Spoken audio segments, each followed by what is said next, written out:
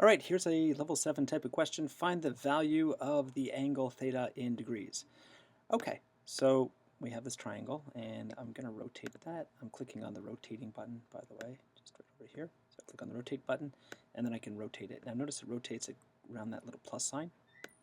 Okay, and it does everything. Like that's the point of similarity or the point of rotation. So if I want to make it bigger, if I drag it towards, it gets smaller. Drag it away, it gets bigger. Okay, if I turn both of these little buttons off, then I can translate. I can just move stuff around. Okay, so we're looking for this angle here. All right, so we know for theta, this is the opposite side of theta, and this is the hypotenuse of the whole triangle. Okay, opposite hypotenuse. So out of all your trig ratios, what does that mean? It means the sine function. So sine of theta is opposite over hypotenuse. So that's what I'm going to use. So don't forget to write your original equation and then fill in what you know. Okay, so the opposite side is 494 and the hypotenuse is 530. So sine of theta is 494 over 530. And now I want to get rid of that sine. I just want the theta all alone. So to get rid of the sine, we're going to use this nice, easy, quick trick.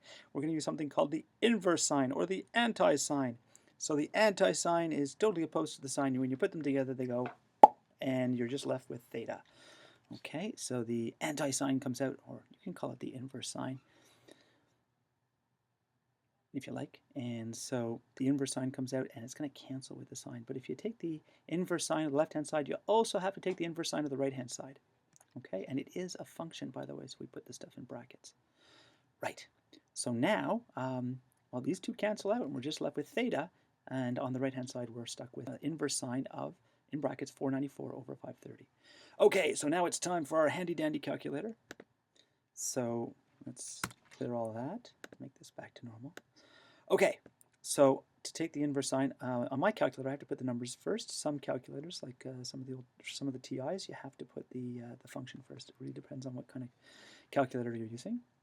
So I'm going to do the numbers first. So you don't have to use the brackets, but you could. If you're using brackets, you could do 494 divided by 530, and then close the bracket, and then do the inverse sine. So second sine, like that. Okay, and that gives us 68.76068944. In any case, so we're going to round it because we're not all that irrational. So here we go. So I'm going to round it to, let's say, the fifth decimal place. So the 9 is going to tell the 8 to round up to a 9. Okay, so let's do that. So we end up getting theta is 68.76069 degrees. Make sure your calculator is set on degrees, otherwise you're going to get radians, and this will be some kind of very scary number. Okay, and that's it. That's all you have to do, and that's it for this question. Have a good day.